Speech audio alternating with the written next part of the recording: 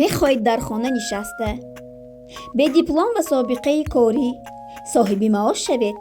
Пас ман ба шумоён ин таклифро пешниҳод менамоям, ки дар баробари кори ҳамарӯза бе графики корӣ, новобаста аз макон ва ҷойи зист, вақт ва соат, дар шароити ба худатон мусоид, бе риск ва маблағгузорӣ, яъне ки мо магазини худро ба интернет-магазине, ки дар дасти худамон мавҷуд аст, рост аз заводи истеҳсолии Фаберлик ба хонамон чизҳои даркориямонро заказ карда метавонем ва дар баробари ин мо метавонем соҳиби маош ҳам шавем.